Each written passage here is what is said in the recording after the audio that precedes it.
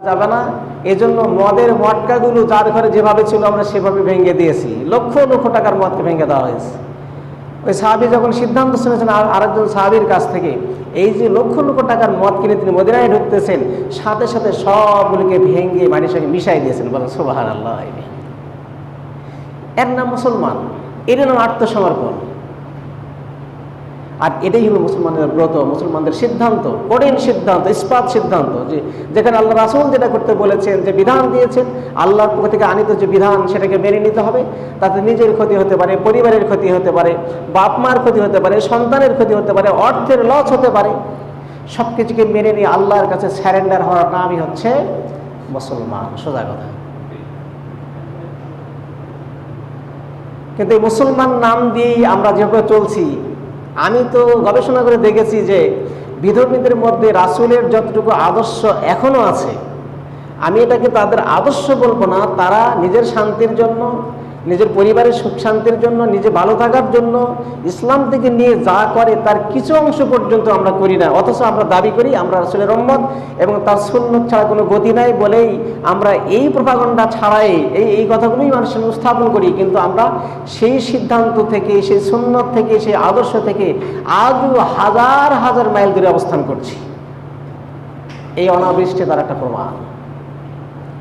আজকে কত ইস্তেসকার নামাজ পড়লাম, আলেম ওলামারা পড়লো, কিন্তু বৃষ্টি আমরা ঠিক মতো পাচ্ছি না। কেন পাবো বলেন? গুনার বোঝা মাথার উপরে, বহাল তবিয়তে, সুদের টাকা পকেটে। এ হাত দিয়ে কত মানুষকে পিটালাম, কত মানুষকে খুন করলাম, কত মদ খেয়েছি, কত নারী নির্যাতন করেছি, তওবা করি নাই। আবার সুন্দর পোশাক লাগাই ঈদের ময়দানেও গেছি, রোজা করি নাই। ওই লোকটা এখন বলছে, হুজুর আমরা ইস্তেসকার নামাজ পড়বো, চলেন মাঠে যাই। আমার মতো হুজুরেরা গেল, আমরাও তো গুনায় বিজড়িত। এখন কি ওখানে আল্লাহ আল্লাহ বলতেছে, আল্লাহ বৃষ্টি দাও, আল্লাহ বৃষ্টি দাও, আল্লাহর কাছে এইভাবে করে চাচ্ছি।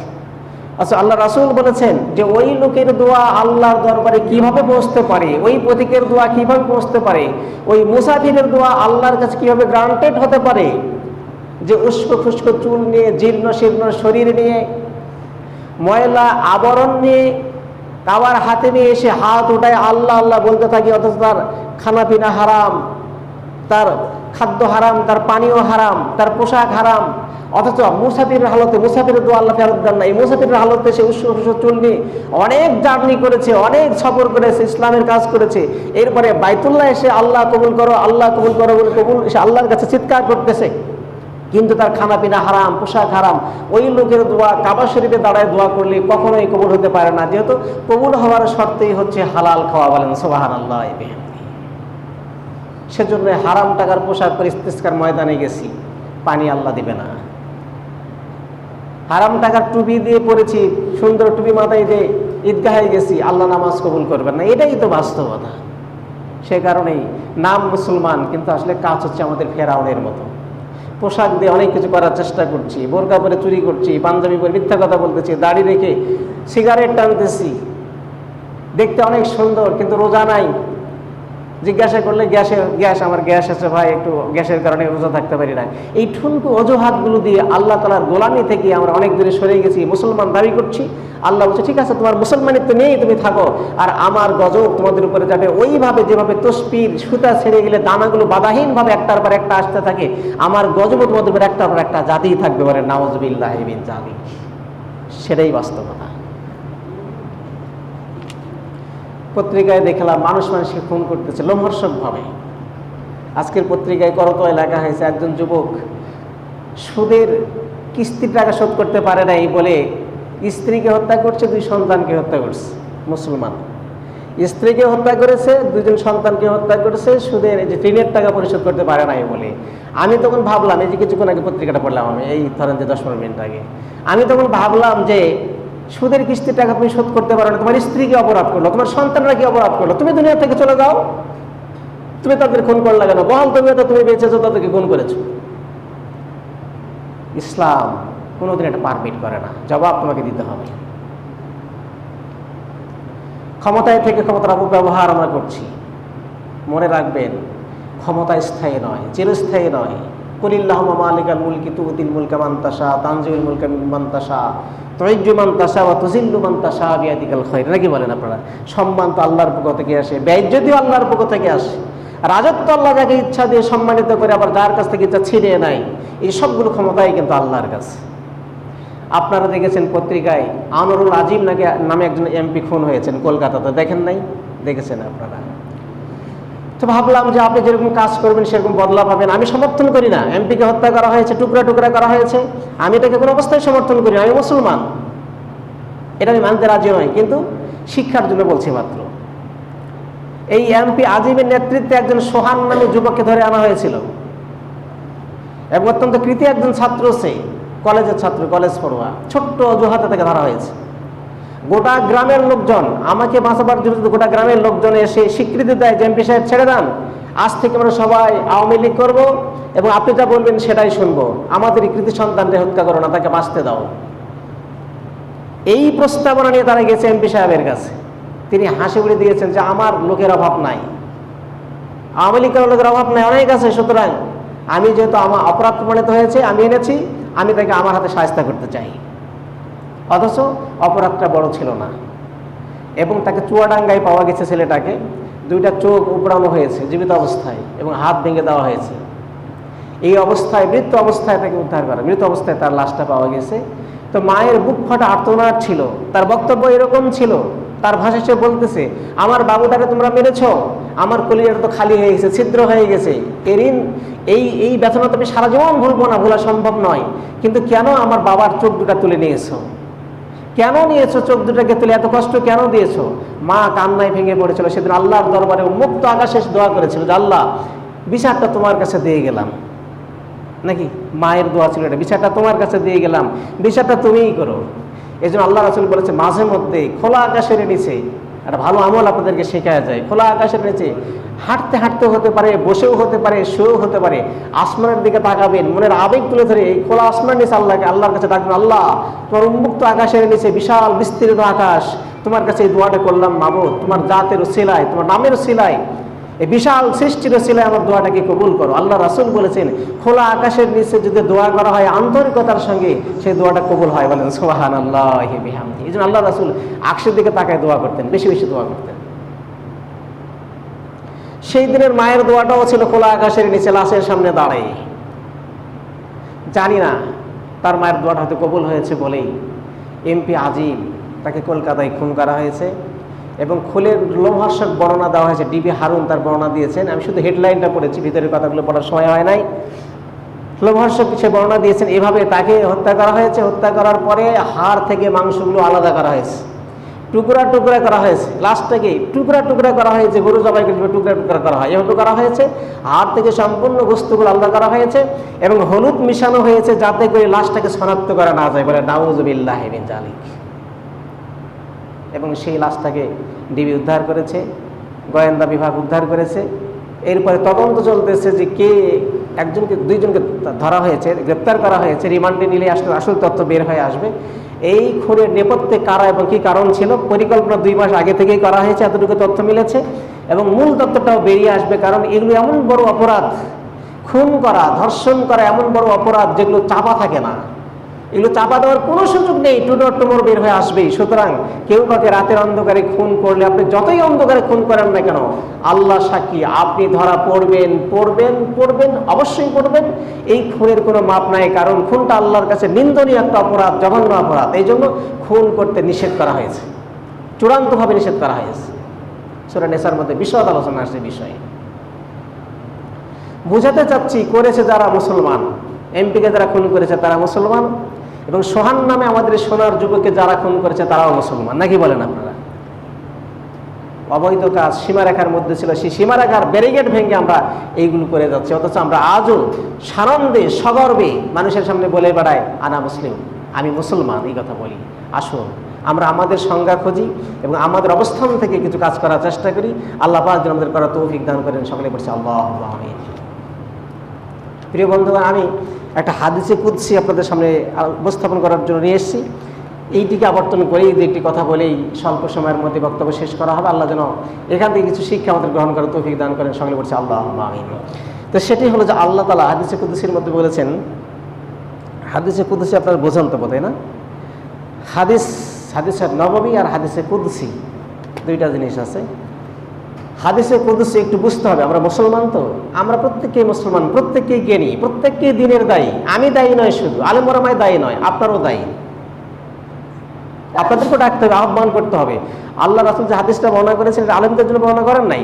আল্লাহ বলছেন যে বাল্লিগু আন্নী ওয়ালাউ আয়াতান, আমার পক্ষ থেকে যদি একটা কথাও তোমরা জেনে থাকো এটা মানুষের কাছে পৌঁছাও। অর্থাৎ দায়ী হিসাবে কাজ আপনাকে করতে হবে। আপনি হতে পারেন ক্লিন শিপ করা একজন মানুষ, আপনি হতে পারেন জেনারেল শিক্ষিত পড়া একজন মানুষ, আপনি হতে পারেন একজন ইঞ্জিনিয়ার, হতে পারেন একজন ডাক্তার, ইত্যাদি ইত্যাদি। আপনি যাই কিছু হন না কেন, আপনি একজন দায়ী আপনার অবস্থান থেকে। এই জন্য আপনিও আপনার দায় এড়াতে পারবেন না। আমি যেভাবে পারি না আপনিও পারবেন না। সে কারণে আমাদের অবস্থান থেকে আমাদের অবশ্যই দায়িত্বগুলো পালন করতে হবে। আল্লাহ রাসূল বলেছেন যে এটা হাদিসের মধ্যে আসে এভাবে যে প্রত্যেককে দায়িত্ব দেওয়া হয়েছে এবং দায়িত্ব সম্পর্কে তাদেরকে অবশ্যই জিজ্ঞাসা করা হবে। সুতরাং আমাদের সবাইকে জিজ্ঞাসা করা হবে। তো হাদিসে কুদসি, হাদিসে নববী আমরা এই কারণেই জানবো যে মুসলমান হিসাবে যদি এই ছোট্ট বিষয়টুকু, এই শিরোনামটা যদি না বুঝি তাহলে অনেক ক্ষেত্রে হাদিস বুঝতেও অসুবিধা হবে। এই জন্য আসুন, হাদিসে কুদসি বলা হয় ওই হাদিসকে যে হাদিসের মর্মার্থটা আল্লাহ পাকের নিজের। একটু বুঝতে হবে, মনোযোগ দেন। যে হাদিসের মর্মার্থ, মূল কথাটা আল্লাহ পাকের, আর প্রকাশের ভাষাটা হচ্ছে আল্লাহর রাসূলের। আল্লাহ সরাসরি আল্লাহ রাসূলকে ইলহামের মধ্যে জানিয়ে দিয়েছেন এবং বলতে বলেছেন সরাসরি। আল্লাহর মর্মার্থ ভাষা রাসূলের, রাসূল তার ভাষাতে বর্ণনা করেছেন। এটাকে বলা হচ্ছে হাদিসে কুদসি। হাদিসে কুদসি। এবং এই হাদিসগুলো অনেক শক্ত, অনেক সহিহ। এই ব্যাপারে কিলুকাল নাই, কোনো কথাবার্তা নাই। হাদিসে কুদসি সম্পর্কে কারো কোনো বক্তব্য নাই, সোজা কথা। জাল, জয়ীব, বানোয়াট, মারুফ, মারফু, মুরসাল এগুলো বলার কোনো সুযোগ নেই। হাদিসে কুদসি, হাদিসে কুদসি। আল্লাহ বলেছেন, আল্লাহ রাসূল তার ভাষায় প্রকাশ করেছেন। আর হাদিসে নববী হচ্ছে যে ওই মর্ম কথাটাও আল্লাহ রাসূলের নিজের এবং ভাষাগত বিষয়টা আল্লাহ রাসূলের নিজের। মর্মগতটাও, সারাংশটা আল্লাহ রাসূলের নিজের এবং ভাষাটাও আল্লাহ রাসূলের নিজের। এই যেগুলো হাদিস, এগুলোকে বলা হচ্ছে হাদিসে নববিয়া বা হাদিসে নববী। হাদিসে কুদসি আর হাদিসে নববী এই হলো মোটামুটি এই। তবে এরা আবার মনে করবেন না যে হাদিসে নববী যেহেতু, সেহেতু আল্লাহ রাসূল বোধহয় নিজের ইচ্ছা করে অনেক কিছু হাদিস বলেছেন। না, এমনটি নয়। হাদিসকেও পরোক্ষ কোরআন বলা হয়েছে, বলেন সুবহানাল্লাহ। অর্থাৎ আল্লাহর পারমিশন ছাড়া, আল্লাহর অনুমতি ছাড়া, আল্লাহর কুদরতি ইঙ্গিত ছাড়া আল্লাহর রাসূল জীবনে একটা কথা বলেন নাই, কোনো সিদ্ধান্ত নেন নাই। আল্লাহর পক্ষ থেকে যেভাবে বলা হয়েছে, যেভাবে বোঝানো হয়েছে, যেভাবে ইলহাম করা হয়েছে, যেভাবে ইঙ্গিত দেওয়া হয়েছে, যেভাবে সার্টিফাই করা হয়েছে বিষয়টাকে, আল্লাহর রাসূল মাধ্যমে সেভাবেই করেছেন। তবে এই হাদিস মানুষের কাছে পৌঁছানোর ব্যাপারে রাবি যারা এসেছেন, রাবি যারা বর্ণনা করেছেন, রাবিদের গুণাগুণ বিচারে হাদিসকে জাল জয়ীব বলার সুযোগ আছে। এবং সেভাবে অনেকে আমরা হাদিসে সহিহ অনেক সময় বলি, হাদিস অনেক সময় জয়ীব বলি, অনেক সময় জাল বলি, অনেক সময় মারফু বলি, অনেক সময় মাকতু বলি, অনেক সময় মুরসাল বলি, ইত্যাদি ইত্যাদি বলি। এগুলো কিন্তু সনদের বিচারে বলা হয়। কথা বুঝছেন তো? সুতরাং হাদিসে নববীর ক্ষেত্রে আমরা এগুলো বলার সুযোগ পাই, সুযোগ আছে, কিন্তু হাদিসে কুদসির ব্যাপারে ন্যূনতম কোনো সুযোগ নাই। এবং সেই হাদিসে কুদসির মধ্যে আল্লাহ যা বলেছেন এটাই আজকের আমার আলোচনার বিষয়। বলুন আলহামদুলিল্লাহ। তো এখানে আল্লাহ বলেছেন যে 6টি জিনিসকে আমি 6টি বিষয়ের মধ্যে সম্পৃক্ত রেখেছি। 6টি বিষয়কে আমি 6টি বিষয়ের সাথে সম্পৃক্ত রেখেছি। হাদিসে কুদসির মধ্যে কথা বলা হয়েছে। কিন্তু আল্লাহ বলেছেন কিন্তু মানুষ তা খুঁজে বেড়ায় বিভিন্ন জায়গায়।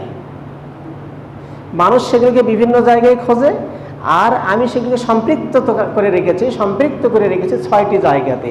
সঠিক জায়গাতে তারা খোঁজে না বলেই তারা পায় না। সঠিক জায়গাতে খুঁজলেই তারা এই অমূল্য রত্নকে পেয়ে যেত, যদি আমার দেওয়া নির্দেশনা অনুযায়ী রাসূল যেভাবে বলেছেন সেইভাবে তারা 6টি জায়গাতে হস্তক্ষেপ করতো। এই 6টি জায়গা আমরা চিহ্নিত করব এবং 6টি জায়গাতে আমাদের কাম্য বিষয়গুলো খুঁজবো, তাহলে আমরা সফল হব, বলুন ইনশাআল্লাহ। তো 1 নম্বরে বলেছেন, আল্লাহ বলেছেন দ্বীন ইসলামকে আমি রেখেছি ক্ষুধা, দারিদ্রতা এবং ধৈর্যের মাঝে। কি বলছি আমি? দ্বীন ইসলামকে আল্লাহ রেখেছেন ক্ষুধার মধ্যে, দারিদ্রতার মধ্যে এবং ধৈর্যের মধ্যে দ্বীন ইসলামকে রেখেছেন। অথচ মানুষ কোথায় খোঁজে? আমরা কোথায় খুঁজি? কিন্তু মানুষ তা খোঁজে উদরপূর্তি ও সচ্ছলতার মাধ্যমে। উদরপূর্তির মাধ্যম দিয়ে ইসলাম খুঁজি এবং সচ্ছলতার অর্থ, অনেক অর্থ আমার জমা করতে হবে, অনেক অর্থ জমা করেই ইসলামের কাজগুলো করব, ইসলাম গ্রহণ করব, ইসলামের সপক্ষে কথা বলবো। এইভাবে আমরা খুঁজি কিন্তু উদরপূর্তি আর সচ্ছলতার মাধ্যমে। কিন্তু হাদিসে কুদসির মধ্যে বলা হয়েছে যে ক্ষুধা, দারিদ্রতা এবং ধৈর্যের মাঝেই কিন্তু আল্লাহ ইসলামকে গোপন করে রেখেছেন।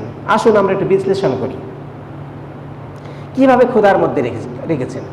কোরআনে তো অসংখ্য দলিল এই বিষয়ে আছেই, তারপর হাদিসের মধ্যে আমরা ছোট্ট একটা উদাহরণ দেই। সাহাবায়ে কেরাম ইসলাম গ্রহণ করেছেন, এক সময় যারা অঢেল সম্পদের অধিকারী ছিলেন ইসলাম গ্রহণ করেছেন, দেখা গেছে তার মানসপটে জাগ্রত হয়েছে, আমি যা করেছি, যা খেয়েছি, যেভাবে বলছি এটা আমার জন্য ঠিক নয়, সুতরাং আমাকে ওই গণ্ডি থেকে বেরিয়ে আসতে হবে, জনগণের কল্যাণে আমাকে কাজ করতে হবে, এটা সিদ্ধান্ত নিয়েছেন। আবু তালহা একজন সাহাবী, আপনার নাম শুনেছেন, তার অনেক অর্থ, অনেক বৃত্ত, অনেক সম্মান আবু তালহা, কিন্তু ইসলাম গ্রহণ করার পরে নিঃস্ব হয়ে গেছেন। তার দুইটা রওয়ায়াত আমি পড়েছি, অনেক পড়েছে, দুইটা উল্লেখযোগ্য আমার কাছে। একজন বেদুইনের একটা গাছ, খেজুর গাছ, আবু তালহার কথা শোনাচ্ছি আমি আপনাদেরকে, ক্ষুধার মধ্যে আছে ইসলাম। একজন বেদুইনের একটা খেজুর গাছ, খেজুর গাছটার মূল শিকড়টা, কানটা তার বাড়ির বাহিরে, কিন্তু আস্তে হেলে গিয়ে খেজুর গাছের মাথাটা পড়েছে বাড়ির ভিতরে।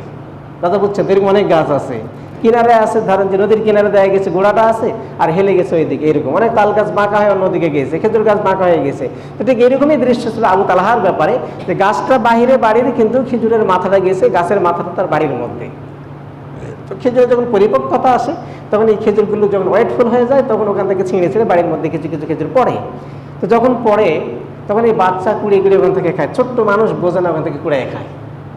আর আবু তালহা নিঃস্ব হয়ে গেছে। আজকে যে পেট ভরে সন্তানদেরকে খেতে দেবে, স্ত্রীকে খেতে দেবে, নিজে খাবে, এরকম অ্যাবিলিটি তার নাই। ক্ষুধার মধ্যে ইসলাম দেখেন। আর বেদুইন তাকে শাসালো, আজ থেকে কোনোদিন যদি দেখি একটা খেজুর নেওয়া হয়েছে, ব্যবস্থা নেওয়া হবে, তোমাকে আসামি করে মামলা করা হবে। আবু তালহা মনে মনে ভাবলেন, সেটা তো পৃথিবীর মামলা হবেই হবে, হোক না কেন, কিন্তু আল্লাহর আদালতে খেজুর খাওয়ার জন্য যদি মামলা হয়ে যায়, বেদুইন যদি মামলা করে দেয়, এই আদালতে পার পেতে পারি, কিন্তু আল্লাহর আদালত থেকে পার পাওয়ার সুযোগ নাই। বলেন সুবহানাল্লাহ। ক্ষুধার মধ্যে ইসলাম। সিদ্ধান্ত নিলেন আজ থেকে একটি খেজুর না হবে না, বাচ্চা যদি না খেয়ে মরে যায় খেজুরগুলো না হবে না, হবে না। এই জন্য একটা ঘরের মধ্যে বাচ্চাকে উনি তালা দিয়ে রাখলেন, মতান্তরে দড়ি দিয়ে বেঁধে রাখলেন, খেজুরের পিরিয়ডে বেঁধে রাখা হয়েছে। বাচ্চাটা কাঁদে, ক্ষুধার যন্ত্রণায় হাউমাউ করে চিৎকার করে, তাকে ছাড়া হয় না। বাবা আদর করে, মা আদর করে, যতটুকু পরিমাণ খেতে দেওয়া হয় খায়, কিন্তু বাচ্চাদের তো চাহিদা অনেক বড়, খেজুরের লোভ তার মধ্যে ঢুকে গেছে। বারবার বলে, বাবা গো ছেড়ে দাও, মা গো ছেড়ে দাও। খেজুরগুলো আঙ্গিনায় লুকিয়ে পুটি খায়, আমি একটু খেতে চাই। মা বলে, বাবারে খাওয়া যাবে না, আমাদের গাছ নয়, আল্লাহর আদালতে বিচার হবে, এই জন্য তোমার বেঁধে রাখা হয়েছে। বলেন সুবহানাল্লাহ। আল্লাহ রাসূল সাল্লাল্লাহু আলাইহি ওয়াসাল্লাম সেদিক দিয়ে হেঁটে যাচ্ছিলেন, 2-3 জন সাহাবী সাথে আছে। দেখেন বাচ্চা কান্না করে, কার বাড়ি? আবু তালহার বাড়ি। বাচ্চা কাঁদে কেন দীর্ঘ সময়? খোঁজ নাও তো দেখি। সাহাবায়ে কেরাম পর্দা রক্ষা করে খোঁজ নিলেন, জানা গেল খেজুর খায় বলে তার বাচ্চাকে বেঁধে রাখা হয়েছে। বিশ্বনবীর চোখের কোণায় পানি। সুবহানাল্লাহ। দাঁড়ায় গেলেন, ডাক দিয়ে বলেন, কোথায় আবু তালহা? তারে ডাকো। আবু তালহারে ডাকা হলো। ভয়ে ভয়ে আবু তালহা আসলেন নবীজির কাছে, দাঁড়ালেন মাথাটা নিচু করে। ইয়া রাসূলুল্লাহ, আমারে ডেকেছেন? হ্যাঁ, তোমারে ডাকা হয়েছে। কেন? তোমার বাচ্চা কাঁদে, কি হয়েছে? কারণটা আমার জানার প্রয়োজন। ডাকতে বলেছি, ইয়া রাসূলুল্লাহ, ইয়া হাবিবাল্লাহ, আমি তো গরিব মানুষ, বাচ্চাদের ঠিক মতো খেতে দিতে পারি না, ক্ষুধার যন্ত্রণায় কাঁদে। আল্লাহ রাসূল, কি বলবো, বলতে তো আমার খুব ভয় হয়। আমার বাড়ির কাছে বেদুইনের গাছ, গাছটা বাইরে আছে, মাথাটা আমার বাড়ির মধ্যে, খেজুরগুলো বাসায় পড়ে, বাচ্চা বোঝে না, কুড়ে কুড়ে খায়। আমাকে ধমকানো হয়েছে, আমিও সিদ্ধান্ত নিয়েছি আল্লাহর আদালতে বিচার হবে, সেই বিচার থেকে আমার অবশ্যই বাঁচতে হবে। এই জন্য ডিসিশন নিয়ে ফেলেছি, আজ থেকে খেজুরের পিরিয়ডে আর বাচ্চাকে বেঁধে ছেড়ে দেব না। খেজুর যতক্ষণে শেষ না হয়েছে আমার বাচ্চাটারে বেঁধে রাখবো, আল্লাহর আদালতে যেন সহজেই জবাব দিতে পারি। বলেন সুবহানাল্লাহ। হুজুর শুনলেন, কথা ঠিক আছে, এই জন্যই ঠিক আছে, তিনি বাঁচার জন্যই তো সেটাই করেছেন। হুজুর চোখের কান্না, চোখের কোণায় পানি, এদিক তাকান ওদিক তাকান। সাহাবীরা, কেউ কি আছো? কেউ কি আছো? এই গাছটা ক্রয় করে আবু তালহারে দিয়ে দিতে পারো? একজন সাহাবী বলছে, ইয়া রাসূলুল্লাহ, আমি প্রস্তুত। কত দাম দিবে? নেবে? বেদুইন নেক, আমি গাছটা ক্রয় করে আবু তালহার জন্য ওয়াকফ করে দেবো। বলেন সুবহানাল্লাহ। গাছটা ক্রয় করেছেন অনেক অর্থ দিয়ে, এরপরে ওয়াকফ করে দিয়েছেন আবু তালহার নামে। এই ক্ষুধার মধ্যে ইসলাম ঢুকে আছে। ইসলাম থাকবে, ইসলামের জায়গায় ইসলাম থাকবে, আমাকে পাল্টাতে হবে, সিদ্ধান্ত পাল্টাবে। আল্লাহ রাসূল বলেছেন ওখানে প্রকৃত ইসলাম আছে, যেখানে খোদা আছে। বলেন সুবহানাল্লাহ। আর একদিন হুজুরের দরবারে কিছু মেহমান চলে আসলো। আল্লাহ রাসূল সাহাবীদের বললেন, সাহাবীরা রে, মেহমানদারি করা লাগবে। আপনারা তো জানেন বন্ধুগণ, সাহাবায়ে কেরাম অনেক সময় পানি খেয়ে রাত কাটাতেন। এমন অনেক সাহাবী ছিল, তাদের জীবনে আপনারা দেখেছেন, দিনের পর দিন, সপ্তাহের পরে সপ্তাহ, মাসের পরে মাস চুলাতে আগুন জ্বলতো না, শুকনো খেজুর খেয়ে জীবন কেটেছে, তাদের এই অবস্থা হয়েছে। এমনকি বিশ্ব নবীর নিজের পরিবারের চিত্র এরকমই ছিল। আল্লাহ রাসূল নিজে অনেক সময় খুরমা খেজুর খেয়ে রাত্রি যাপন করেছেন। আয়েশারে বলেছেন, আয়েশারে, ঘরে খাবার কিছু নাই নাকি? আয়েশা বিনয়ের সঙ্গে বলেছেন, ইয়া রাসূলুল্লাহ, কলসের মধ্যে পানি ছাড়া দেবার মতো আজকে আমার ঘরে কিছু নাই। বলেন সুবহানাল্লাহ। এরকম অভুক্ত দিন, অভুক্ত রাত আল্লাহ রাসূলেরও তো সপ্তাহের পর সপ্তাহ চলে গেছে। দেখেন না খন্দকের যুদ্ধের অবস্থা। আর মেহমানদারি করা লাগবে। কিছু কিছু সাহাবাদেরকে ভাগ করে দেওয়া হলো, অমুকে অমুককে নেবে, মেহমানদারি করবে। এক সময় ভাগ বাটোয়ারা হইতে হইতে আবু তালহার ভাগে একটা চলে আসলো, একজন কিংবা দুইজন চলে আসলো। নবীজি বলেন, আবু তালহা রে, এই দুইটাই একটা তোমারে নিতে হবে। বলছে, ইয়া রাসূলুল্লাহ, আমি রাজি আছি, বাড়িতে কিছু নাই সেটাতে জানা, তারপরেও রাজি আছি, দেন আমি মেহমানদারি করবো। বন্ধুগণ, মেহমানদারি করা সুন্নত, রাসূলের সুন্নত। যে ব্যক্তি তার আয়ু বাড়াতে চায়, হাদিসের সনদ সহিহ, যে ব্যক্তি তার আয়ু বাড়াতে চায় এবং রিজিকে বরকত চায়, যে রিজিক তার জন্য বেশি হয়, আল্লাহ যেন রিজিক বাড়ায় দেয়, সেই ব্যক্তি যেন মেহমানদারি বেশি বেশি করে, আল্লাহ তার আয়ু বাড়ায় দেবেন এবং উপার্জিত বস্তুর মধ্যে বরকত দান করবেন। বলেন সুবহানাল্লাহ। মুসা আলাইহিস সালাম আল্লাহর দরবারে প্রার্থনা করেছিলেন, রব্বুল আলামিন, কখন খুশি হও মানুষের উপরে? খুশি হলে কি কাজটা তুমি করে থাকো? সেই সময় কাজের বহিঃপ্রকাশ কি হয় আপনার? আল্লাহ ডাক দিয়ে বলল, মুসা রে, আমি যখন কোন মানুষের উপরে খুশি হই তখন তারে বেশি বেশি কন্যা সন্তান দান করি। বলেন সুবহানাল্লাহ। নাকি কোনো পরিবারের উপর যখন খুশি হয়ে যায়, কোনো মানুষের উপর খুশি হয়ে যায়, তখন সেই পরিবারে খালি কন্যা সন্তান দান করি। আর এখন কন্যা সন্তান হলে আমরা স্ত্রীদেরকে পিটাই, তাই না? ঠিক না? আল্লাহর সিদ্ধান্ত, আল্লাহ খুশি হলেই কন্যা সন্তান হয়। আবার বলো রব্বুল আলামিন, তারপরে কি হয়? আল্লাহ বললেন, কোন সম্প্রদায়ের উপরে যখন আমি খুশি হয়ে যাই তখন সেই সম্প্রদায়ের উপরে আমি বৃষ্টি বর্ষণ করি, একটু বেশি বেশি বৃষ্টি বর্ষণ করি। বেশি বেশি বৃষ্টি হলে আল্লাহকে গালি দেবেন না, এটা অত্যন্ত শক্ত অপরাধ। বেশি বৃষ্টি হবে, আপনার অসুবিধা হতে পারে, আপনার ঘরের চলা ফুটা পানি আপনার ঘরে পড়তে পারে, একটু হাঁটার কষ্ট হতে পারে, হতেই তো পারে, কিন্তু এখানে কল্যাণ আছে বলে আল্লাহ রাব্বুল আলামিন কোন সম্প্রদায়ের উপরে খুশি হলে বৃষ্টি বর্ষণ করান। পক্ষান্তরে কোন সম্প্রদায়ের উপর অসন্তুষ্ট হলে আল্লাহ রহমতের বৃষ্টিকে উঠায় নিয়া অনাবৃষ্টির কবলে নাস্তানাবুদ করে দেন। বলেন নাউযুবিল্লাহ। নাকি আবার মুসা নবীরে বললেন, রব্বুল আলামিন, তারপরে কি হয়? আর কি করেন খুশি হলে? এবার আল্লাহ ডাক দিয়ে বলেন, মুসা রে, আমি যখন খুশি হই তখন মানুষের বাড়িতে মেহমান পাঠায় দেই। নাকি খুশি হলে আমি মানুষের বাড়িতে মেহমান পাঠাই, যাকে ভালো লাগে তার বাড়িতে মেহমান পাঠাই। বন্ধুগণ, কোনোদিন মনে করবেন না মেহমান এসেছে আপনারটা খাবার জন্য, আপনার ভাগের খাবার জন্য। আল্লাহকে সাক্ষী রেখে বলছি, মেহমান আপনার বাড়িতে যাবে, আপনার একটা দানাও খাবে না, কারণ মেহমানের জন্য যেটা রিজার্ভ আল্লাহ আপনার বাড়িতে দিয়েছেন সেটাই মেহমান খাবে। আপনার কল্যাণ হবে, আয়ু বাড়বে, বরকত হবে, অথচ আপনার কানা কড়ি খরচ হবে না। তার নসিবে যেটা লেখা হয়েছে 50,000 বছর আগে, ওই দানাটা আপনার ঘরে আছে, সেটা খাবার জন্য আল্লাহ খুশি হয়েছেন বলেই আপনার বাড়িতে মেহমান দিয়েছেন। বলেন সুবহানাল্লাহ।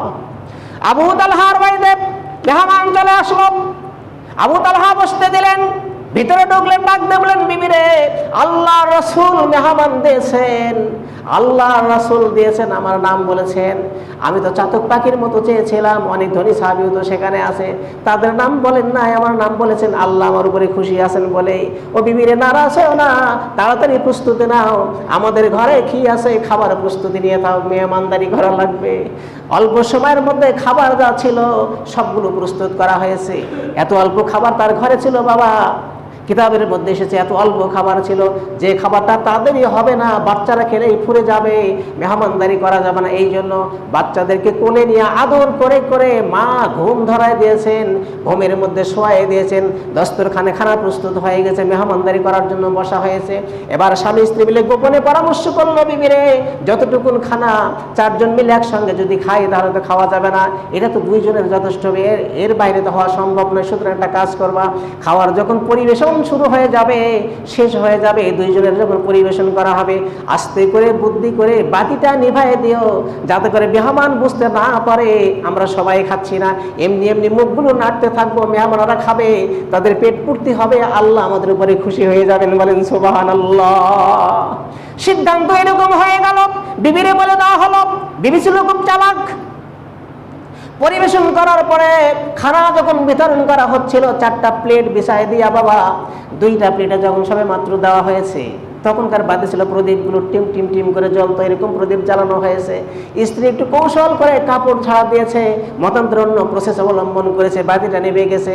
মেহমানরা মনে করেছেন সবাই তো খাবার পেয়েছি। এইবারে আবু তালহা বলে, ও বন্ধুগণ, মেহমানগণ খাও, খাবার তো পরিবেশন করা হয়েছে, আমার ঘরে বাতিতে তেল নাই, নেমে গেছে, অন্ধকারেই তো খাওয়া লাগবে। সবাই মিলে বসে বসে অন্ধকারে খাওয়া শুরু করে দিয়েছে। আবু তালহা বিবি সহ শুধুমাত্র এমনি এমনি মুখটা নাড়ায়, খাওয়ার ভান করে মেহমানদারি করতেছে। আল্লাহ রাব্বুল আলামিন আরশে আযীম থেকে দৃশ্য থেকে ওহী করেছে, বন্ধুরে আজকে মেহমান পাঠাইছিলাম আবু তালহার ঘরে, আবু তালহার মেহমানদারি দেখে আমি আবু তালহার প্রতি খুশি হয়ে গেছি। বলেন সুবহানাল্লাহ। ক্ষুধার মধ্যে ইসলাম এখানে নাকি? প্রিয় শরী, 20 বেজে গেছে। আমি তো একটা পয়েন্ট নিয়ে কথা বললাম, আরো 5টা পয়েন্ট আছে আজকে আমাদের জন্য। তো আল্লাহ যে তৌফিক দান করেন, 5টা পয়েন্টের সামনে জমায় কথা বলা হবে নাকি? ইনশাআল্লাহ কথা বলা হবে। কার মধ্যে কি আছে, কোথায় আপনি কি পাবেন, হাদিসে কুদসির মধ্যে তাদের কিছু ব্যাখ্যা দেওয়া হয়েছে সুন্দর করে, সেই জায়গাগুলো আমরা খুঁজবো। আজকে আমরা যেই সংক্ষিপ্ত আকারে যেটি পেয়েছি, ইসলাম আছে ক্ষুধার মধ্যে, ইসলাম আছে দারিদ্রতার মধ্যে, ইসলাম আছে ধৈর্যের মধ্যে। দরিদ্রতার উদাহরণ দিতে পারবো, ধৈর্যের উদাহরণ দিতে পারবো। এক একজন সাহাবী ধৈর্যের পাহাড় হয়ে গেছেন নাকি? তারা এই ধৈর্যের পরাকাষ্ঠা দেখিয়েছেন, দেখার পরে সফলতা অর্জন করেছেন।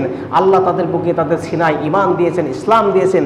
আল্লাহ বলছেন, রাদিয়াল্লাহু আনহুম ওয়া রাদু আনহু, সাহাবায়ে কেরাম তোমরা এই ত্যাগ স্বীকার করেছো, ধৈর্য ধারণ করেছো, আমি তোমাদের প্রতি খুশি হয়ে গেছি এবং তোমরাও আমার প্রতি খুশি। বলেন সুবহানাল্লাহি বিহামদি। আর আল্লাহ সরাসরি বলেছেন, উদখুলুল জান্নাহ, তোমাদের জন্য জান্নাতের বাজেট আমি করে রেখেছি, তোমাদের এই প্রাণবায়ু বের হয়ে যাবে আর তোমরা সরাসরি জান্নাতে চলে যাবে, এটাই আমার ফাইনাল ডিসিশন তোমাদের জন্য বরাদ্দ করেছি। বলেন সুবহানাল্লাহি বিহামদি। আসুন বাকি কথাগুলো আমরা পরবর্তীতে জানবো। তার আগে আমার আজকের আলোচনার এই ক্ষুদ্র প্রয়াস থাকবে যে মুসলমান হিসাবে আমরা নিজের বিবেককে প্রশ্ন করব। আজকে আমার গাড়ি বাড়ি নিয়ে আমার কত স্বপ্ন, কত কিছু করে যাচ্ছি। আমার এই বাড়িতে ইনকমপ্লিট আছে, একটু টাইলস বসাতে হবে রান্নাঘরে, ওইটা করবো। এরপরে আমার ঢাকার যে বাড়ি, সেখানে আমার গ্লাস থাই লাগানো হয় নাই, সেটা করতে হবে। রাজশাহীর বাড়িতে একটু ওই সিঁড়িটা ভালো করে করা হয় নাই। এই পরিকল্পনা আমাদের মাথায় আছে, এই পরিকল্পনা করছি। তারপরে হজের সময় আসলে দেখা যায় অনেক ভদ্র মানুষ আছি, 2বার 4বার 5বার 7বার হজ করেছি, তারপর আবার হজ করতে যাচ্ছি, হজ করতে যাব পরিকল্পনা। কিন্তু বাড়ির পাশে অভুক্তগত মানুষ না খেয়ে ধুকে ধুকে মরছে, চিকিৎসা নাই, তারপর বস্ত্র নাই, খাবার অন্ন নাই, কত সমস্যা। আপনার প্রতিবেশীর এই সমস্যাগুলো সলভ হচ্ছে না কোনো অবস্থাতেই। ঋণে জর্জরিত বাবা, ঋণ করতে করতে সন্তানদের খাওয়ায় আজকে নিঃস্ব হয়ে গেছে, এমনকি বসত বাড়ি পর্যন্ত বিক্রি করার সিদ্ধান্ত নিয়েছে। আর আপনি এমন হাজি মানুষ, আপনি 10 বার হজ করলেন, ওই লোকের বসত বাড়ি কিনবার জন্য আপনি প্রস্তুত হয়ে আছেন, কদিন বিক্রি করবে আমি সেই দিন কিনবো। তারপরও আপনি নিজেকে পরিচয় দেন আমি মুসলমান। ধিক্কার আপনাকে, আপনার এই হজ কোনোদিনই কাজে আসতে পারে না। কারণ এইভাবে হজ করতে আল্লাহ রাসূল আপনাকে নির্দেশ দেন নাই। এটা ইসলামের সাজেশন নয়, ইসলামের মেসেজ নয়। আপনার অর্থ সম্পদ হয়েছে, আপনি একবার হজ করবেন, এটা ফরজ, বাকিগুলো আপনার জন্য নফল। এই হজটাও না করে সমুদ্রের অর্থ যদি আপনার হজ ফরজ হয়েছে আপনি করেন নাই, এই আপনি প্রতিবেশীর অবস্থা দেখে আপনি সেই হজের টাকাটা মানুষকে দান করেছেন, এই প্রতিবেশীর মধ্যে দান করেছেন, গরিবদেরকে দিয়েছেন। আমি বলে গেলাম হজ করে যে ফজিলত আপনার হতো, সেখানে হজ যে মাবরুর আপনার নাও হতে পারতো, কিন্তু আপনার দানটা আপনি সঠিক জায়গায় করেছেন বলে আল্লাহ পাক একটা মাবরুর হজের সব আপনাকে দিয়ে দেবেন। বলেন সুবহানাল্লাহ। তার দলিল আমি দিতে পারবো বলেই তো কথাগুলো বলি। আসুন আমরা সবাই মিলে এই কাজগুলো করি। মুসলমান দাবি করেছি, আমাদের মুসলমানকে খুঁজে বের করি এবং আমাদের অবস্থান থেকে আমাদের হাত আর জিহ্বাকে আমরা সংযত করি। এই 2টা জিনিস সংযত করতে পারলেই জিহবা আর লজ্জাস্থানকে সংযত করতে পারলেই আমাদের জান্নাত আমাদের হাতের মুঠোয় আসবে ইনশাআল্লাহ। খুব কাছেই, খুব কাছে আপনার জান্নাত যদি মুখকে আর লজ্জাস্থানকে আপনি সংবরণ করতে পারেন। একটা সহিহ হাদিসে এই বিষয়ে আল্লাহ রাসূল অত্যন্ত দৃঢ়ভাবে অঙ্গীকার করেছেন। আল্লাহ রাসূল বলেছেন, যদি কোনো মানুষ মুখের আর লজ্জাস্থানের হেফাজত করতে পারে, জিম্মাদারি নিতে পারে, আমি রাসূল ওয়াদা করলাম ওই লোকটাকে জান্নাতে পৌঁছে দেওয়ার জিম্মাদারি আমি নিয়ে ফেলেছি। বলেন সুবহানাল্লাহ। আল্লাহ পাক আমাদের সবার মনের প্রত্যাশা কবুল করুন, আমাদেরকে আমল করার তৌফিক দান করুন, মুসলমান হিসেবে আমরা যেন সেটা করতে পারি, এই আশাবাদ ব্যক্ত করে সবার দীর্ঘ সুস্থতা কামনা করে আমার বক্তব্য শেষ করছি। আসসালামু আলাইকুম।